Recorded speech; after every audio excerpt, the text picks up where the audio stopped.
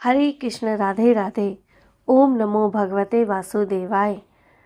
महाराज युधिष्ठिर ने कहा, हे भगवान, आप तीनों लोकों के स्वामी, सबको सुख देने वाले और जगत के पति हैं। मैं आपको नमस्कार करता हूँ। हे भगवान, आप सबके हितैषी हैं, अतः मेरे संशय को दूर कर मुझे बताइए कि मार्गशीर्ष एकादशी का क्या नाम है। उस दिन कौन से देवता का पूजन किया जाता है और उसकी क्या विधि है, कृपया करके मुझे बताइए। भक्त वत्सल भगवान श्री कृष्ण कहने लगे, हे धर्मराज, तुमने बड़ा ही उत्तम प्रश्न किया है। इसके सुनने से तुम्हारा यश संसार में फैलेगा। मार्गशीर्ष शुक्ल एकादशी अनेक पापों को नष्ट करने वाली है।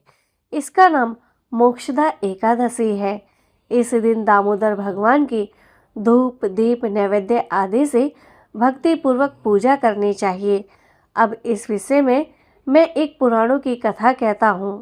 गोकुल नाम के नगर में वैखानस नाम का राजा राज्य करता था।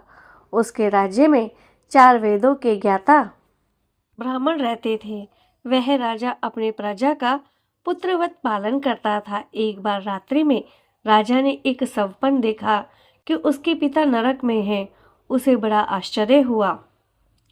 प्रातः वे विद्वान ब्राह्मणों के पास गया और अपना सपन उनको सुनाया। कहा, मैंने अपने पिता को नरक में कष्ट उठाते देखा है। उन्होंने मुझसे कहा है कि हे पुत्र, मैं नरक में पड़ा हूँ, यहाँ से तुम मुझे मुक्त कराओ।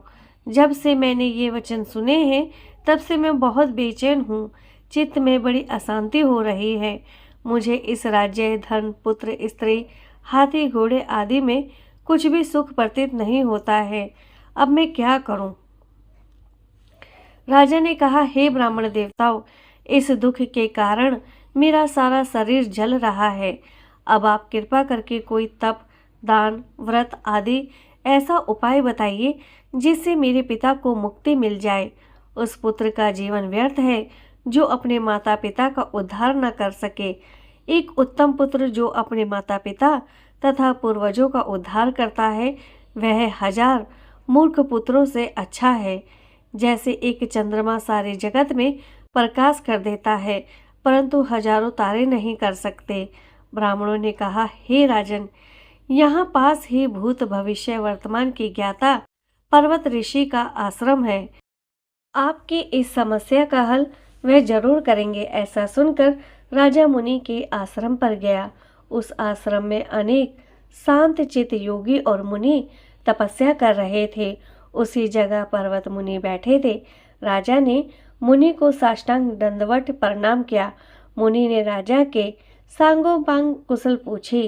राजा ने कहा कि महाराज, आपकी कृपा से मेरे राज्य में सब कुशल है, लेकिन अकस्मात मेरे चित्त में अत्यंत अशांति होने लगी है।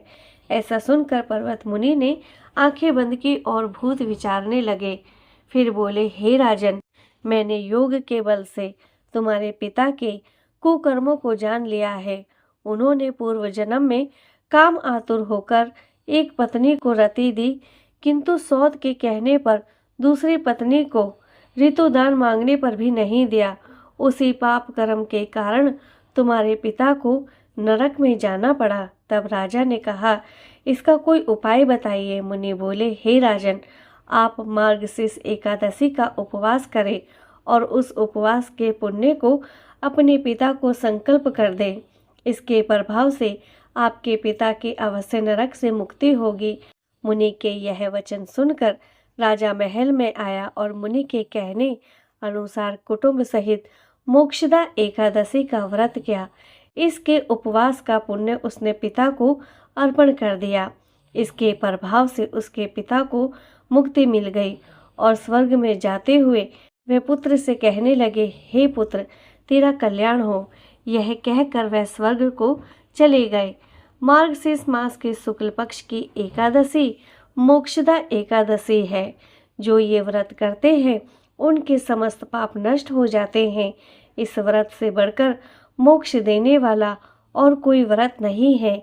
इस कथा को पढ़ने या सुनने से वाजपेयी यज्ञ का फल मिलता है। यह व्रत मोक्ष देने वाला तथा चिंतामणि के समान सब कामनाएं पूर्ण करने वाला है। एकादशी माता की जय। भगवान श्री हरि विष्णु लक्ष्मी माता की जय।